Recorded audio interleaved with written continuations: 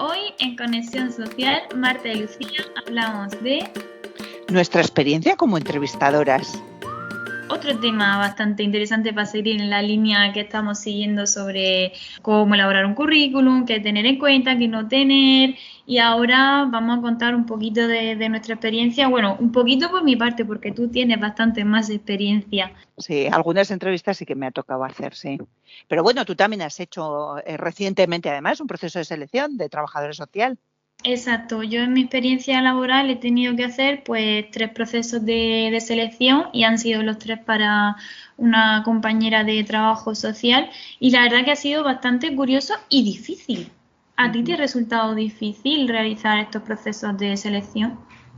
Me ha resultado difícil cuando no he establecido método, pero cuando coges una línea de trabajo, que es la que ahora vamos a explicar, se simplifica más. Es difícil porque en esto no nos engañemos. Cuando seleccionas personal, te toca también dejar fuera a gente y a gente que igual te gusta, también encaja y eso no es fácil.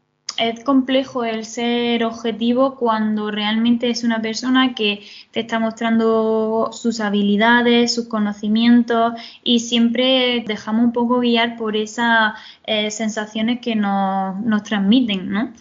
Entonces, para ser lo más objetivo posible en un proceso de selección, ¿qué recomendaría? Lo primero y más importante es definir súper bien lo que estás buscando. Es decir, definir bien la oferta de trabajo.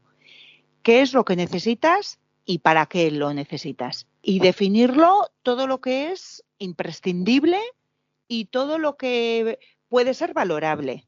Que no es lo mismo imprescindible que valorable. Es decir, puedes tener dentro de una oferta que el carnet de conducir sea imprescindible porque le va a tocar desplazarse de un lugar a otro, igual no le va a tocar desplazarse y simplemente es valorable. Exacto.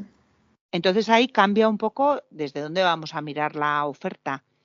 Yo en mi caso lo que suelo hacer es hacerme una Excel. Y ahí lo que hago es volcar todos los parámetros, pero además de manera, o sea, hay veces que son hasta 100 puntos, porque intento ser lo más exhaustiva posible, que ya sé que nadie va a llegar al 100. Y desde luego pongo lo que es imprescindible, que si no tienen eso imprescindible ni pasan Al valorable, sí. Esto muchas veces tú pones una oferta con un montón de requisitos, pero después la vas relajando un poco.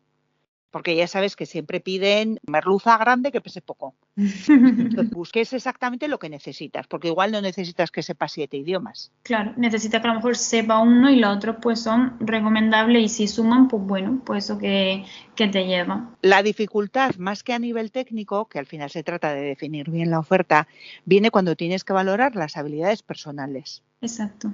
Que eso al final lo que se valora cuando ya estás dentro de ese proceso de selección en esa entrevista. Y es que desde que entra por la puerta la persona, sin darte cuenta, ya estás empezando a valorarla, porque esa primera apariencia que te llevas, cómo entra a la sala, si saluda, si cómo va vestida, algo que también se tiene mucho en cuenta, o al menos yo lo considero. Considero Sí.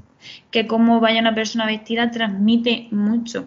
Entonces, en esto, ¿qué recomendaciones daría en cuanto a esa primera apariencia física que te da la persona? Depende del puesto, porque no es lo mismo si vas a trabajar, vamos a poner ejemplos de trabajo social, no es lo mismo si vas a trabajar con jóvenes, que igual se puede llevar una apariencia más informal, más relajada, incluso se valoraría como algo positivo que puedas tener una estética que conecte con esa juventud. No siempre, depende del puesto, pero bueno, que si vas a trabajar en un centro sanitario, que en un centro Exacto. sanitario necesitas pues una pulcritud, O si porque quizás es para un puesto más directivo, de coordinación, que también requiere eso es. como un perfil más, como más serio, entre comillas, más formal, Eso ¿no? es, otra presencia, eso es. Entonces, yo siempre intentaría llevar una imagen lo más neutra posible, que me haga parecer que en un momento dado me puedo poner la bata para bajar a estar con los pacientes y que no pasa nada si me pongo una americana y me voy a una reunión. Claro, ¿Sí? que tampoco desentone de lo que es tu esencia, ¿no? Porque no vaya a ser que el día de la entrevista vaya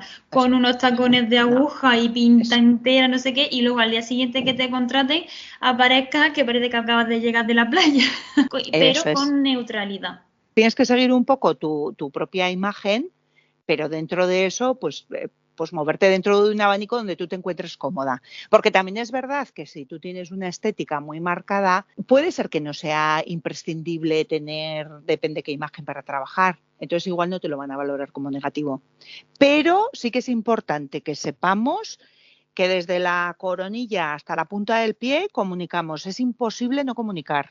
Si llevas Exacto. pendientes, si no llevas, si llevas gafas, si las llevas de pasta, si no llevas, yo qué sé, si te has pintado los labios, si no te los has pintado, es imposible no comunicar. Luego los gestos que realizamos, Bueno, a lo mejor gesticulamos mucho con las manos, las expresiones también corporales, uh-huh, cómo nos sentamos, la postura que muchas veces sí, también, ¿no? Porque hay muchas veces que cuando vas a realizar entrevistas o te encuentras una mesa de por medio o directamente estás enfrente de la persona sin ningún objeto.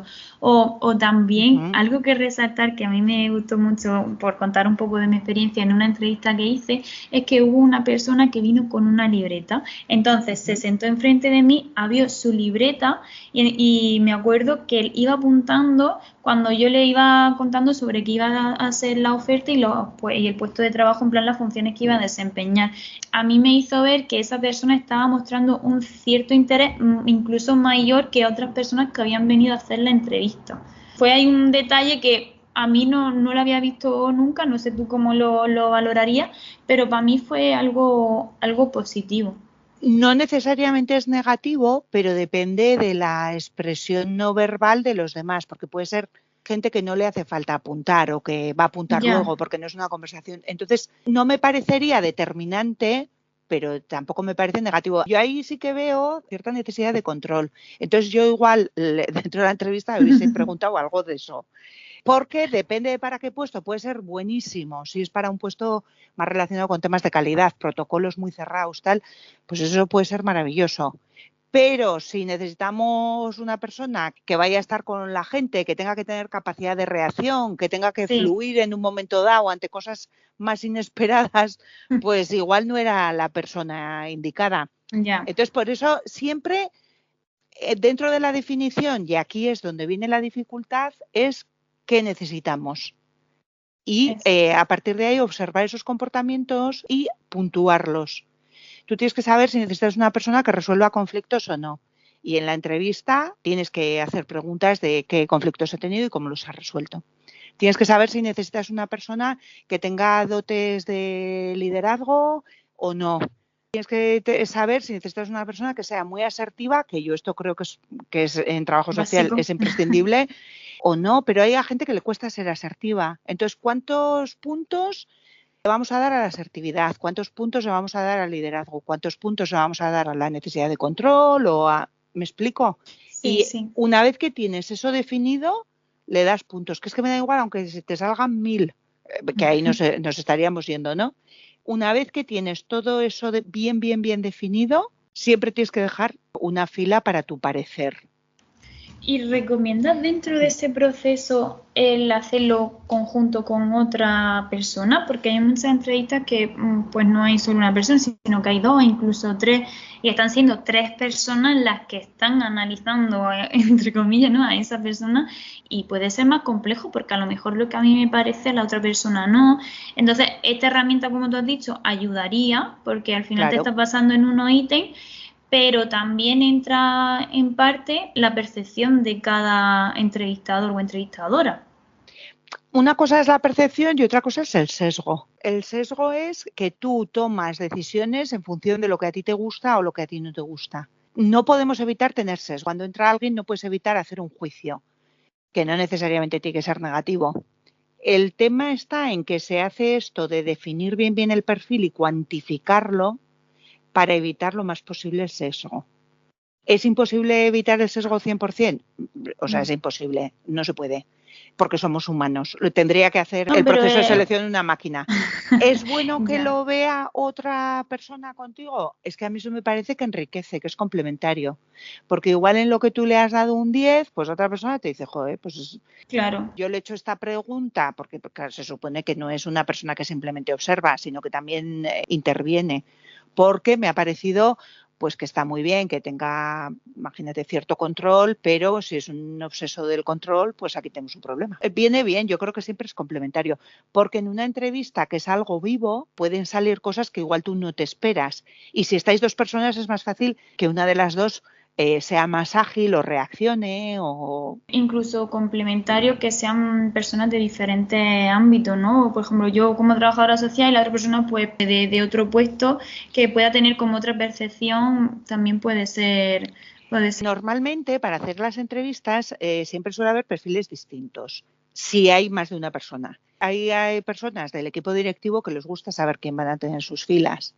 Entonces, el directivo siempre te hará preguntas de la misión, visión y valores y ese tipo de preguntas. Hay una persona que va a trabajar codo con codo, que va a hacer las preguntas más técnicas y suele haber una persona de recursos humanos. La persona de recursos humanos es la que hace todas estas preguntas más ¿cómo reaccionaste? ¿Qué problema tuviste? ¿Y cómo lo resolviste? Te hace preguntas de ese tipo. Cuéntame en esta experiencia qué tal te llevabas con tus compañeros. Háblame de las cualidades que debe de tener para ti un buen jefe o una buena jefa. Eso normalmente te lo hace la persona de recursos humanos. Y por supuesto que las tres están observando. Exacto. Y por supuesto que cada una tiene una visión diferente. Es importante tener en cuenta a las personas que van a trabajar en el mismo equipo, porque hay veces que va a ser un puesto de trabajo que es independiente o que va a interactuar, pero no va a trabajar directamente con otras personas. Pues ahí es más fácil. Pero si tú ya tienes un equipo montado, necesitas definir los parámetros que tiene que tener esa persona para encajar en el equipo que ya funciona. Y aquí habría que tener muy en cuenta esas competencias más personales, las habilidades que tenga la persona, que puedan resultar complementarias a las que tenga el resto del equipo, ¿no? Eso es. Suele ser más difícil, pero a la vez también es más interesante hacer procesos de selección cuanto más afinados mejor. Soy partidaria de tener una puntuación que sea como un poco de lo que me ha parecido a mí. Sí. Esa intuición que la intuición también nos ayuda. Eso es decir, la intuición no tiene por qué ser negativa. Muchas veces pues nos ayuda a decir por qué sí o por qué no, o esto no me ha acabado de encajar, analizarlo. Hay veces que tú dices, jolín, pues no sé por qué, pero hay algo que no. Sí. Igual en ese momento tú no lo puedes objetivar. Ahí, si hay más personas, pues viene fenomenal, porque igual es un sesgo tuyo. Pero si lo puedes contrastar con otras personas, igual te dicen, no, que va, fíjate, y han observado lo que a ti te suscita dudas o han observado en otro comportamiento o les ha parecido bien. La intuición también te dice si esta persona va a funcionar o te parece que no. Pero como somos humanos, cuanto más lo objetivemos, mejor. Y hasta el no sé por qué, haya personas pues que igual las tienes que volver a llamar más adelante para otra entrevista o para otro tipo de prueba. Sí, que puede que no te encaje con ese puesto de trabajo, pero a lo mejor con otro digas, pues mira, a lo mejor para realizar un trabajo más individualizado no lo veo, pero luego resulta me sale un trabajo para equipo y sí la veo dentro de mi equipo. Puede ser pues interesante también. Dentro de tu experiencia como entrevistadora, ¿en qué momento te diste cuenta que tenías que utilizar esta herramienta para ser más objetiva y no dejarte guiar tanto por esa percepción o esa subjetividad que te transmite la persona? Yo desde el principio, cuando hice el curso de orientación laboral, ahí ya sí que teníamos que hacer todo esto de objetivar. Y después hice varios cursos de entrevistas por competencias. Nos insistía mucho, cuanto más dejéis a la interpretación, más fácil es que os equivoquéis. Cerrar todo, definir lo que necesitéis y a partir de ahí tomar decisiones.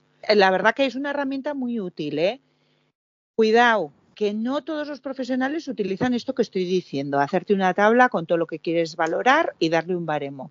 Esto pasa con muchas cosas, que a todo el mundo le parece que sabe hacer selección de personal y no es así. Ya. Los que, no, esto yo miro y ya sé. No, el ser empático no te convierte en un buen seleccionador. El ser criticón o crítico no te convierte en un buen cazatalentos. Puede ser que tengas una buena base, pero luego tienes que afinar. Que hago ahora mejor los procesos de selección que los hacía cuando empecé. Y creo que siempre he sido una persona intuitiva, pero la intuición muchas veces pues, es para ti, no es para el vecino. eso es, yo creo que haciéndome un poco como de autoanálisis y autocrítica, por así decirlo, yo creo que en estos procesos de selección que he hecho sí me he dejado guiar más por esta intuición o por lo que he ido percibiendo de la persona, que realmente, claro que hay parte objetiva, pero también me he dejado mucho guiar por lo que me ha transmitido, y como al final siempre han sido para buscar una compañera para trabajar a mi lado, sí he tenido muy en cuenta que tuviéramos cierta afinidad, porque es que literal que somos uña y carne, es un trabajo muy conjunto, Sí. y necesitábamos que hubiera esa parte de similitud, que, ojo, no quiere decir que seamos iguales en cuanto a habilidades, ni actitudes, ni nada, pero sí hay afinidad y sí podemos desempeñar un trabajo en conjunto. Mira, en esto, al final, los trabajadores sociales, cuando te toca hacer un montón de entrevistas, pues para ver qué gente entra en el hospital, para conocer familias, para tal, igual tú no tienes una Excel súper refinada en la que apuntas, pero sí que desarrollas esa capacidad de Sí. observación que tiene que ver con la entrevista, que captas lo que te dicen y captas lo que no te dicen. Sí. Y que sabes perfectamente cuando alguien te está contando una mentira. Estás poniendo un ejemplo muy bueno, y yo lo he notado, cuanto más entrevistas y cuanto más hablas con las personas, ya es como que sabes por dónde va a seguir la conversación, o si está intentando, como aquel que dice, escabullirse, o realmente hay una implicación, o realmente es verdad. Cuanto más lo haces, más luego lo detectas.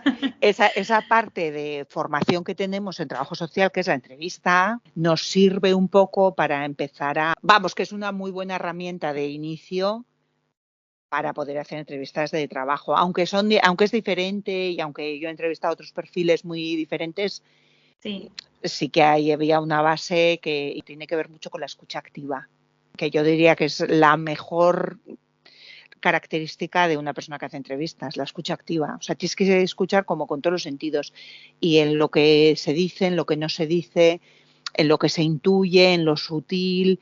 Y muchas veces tú te verás que antes igual te daba apuro, pero ahora eres capaz de preguntar las cosas de una manera y de afinar o ahondar mucho más en la historia de la persona. Sí. Y dices, pues ¿cómo lo hago? Pues a base de haber hecho. Exacto, así es. Sí. Es como que vas adquiriendo o vas sabiendo qué preguntar para conocer la información, pero sin ser demasiado intrusiva y demás, como que vaya fluyendo, que eso es muy importante también.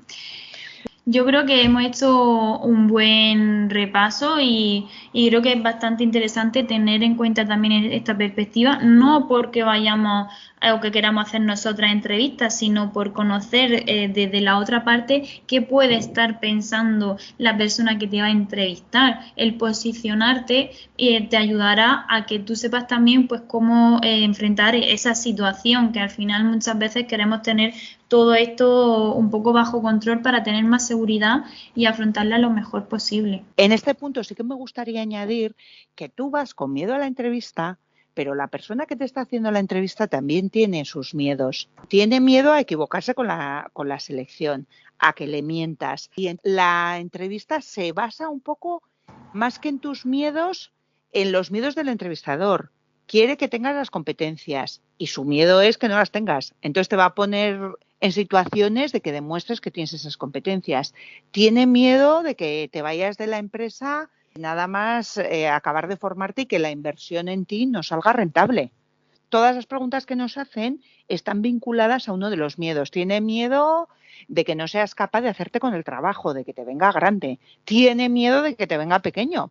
Hay como muchos miedos que hacen que se hagan las entrevistas, y es bueno tenerlos en cuenta cuando preparamos los procesos de selección.